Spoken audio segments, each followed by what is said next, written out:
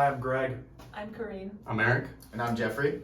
And so regarding our project, first off, for hardware, we built a wooden stand to make it a more precise testing area. And the wooden stand is going to support the motor that will be mounted on top of it.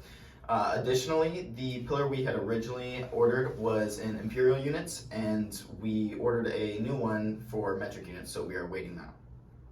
In terms of our software, the progress we've made so far there, we've been able to discover a catalog of the methods that we use as functions to create movement for our motor, in terms of user-defined velocities and angle displacements and so like that. And we were able to construct some preliminary continuous scan code that samples location data with a user-defined sample rate.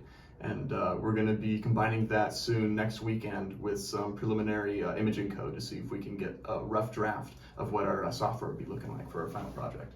And building on top of the catalog that Eric mentioned, in terms of our MATLAB code, we were able to write code to get the tire to rotate continuously. We were also able to figure out a way to relate several variables, including the angle change of the tire, the speed of the tire, the number of samples we would like to capture, as well as the initial acceleration of the motor that is needed.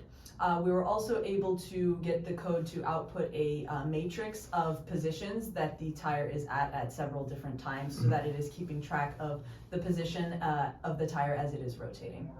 So building off of all the code work that we've done, after we verify that our continuous scan is working properly, there are several more research areas that we need to pursue. The first is figuring out what the timing limitations are in our electronics. In other words, what the minimum sample period can be between samples that we take of the tire moving. And then the second thing is how the speed of the tire's motion affects the number of frequency points from the continuous wave of the transceiver. Thank you.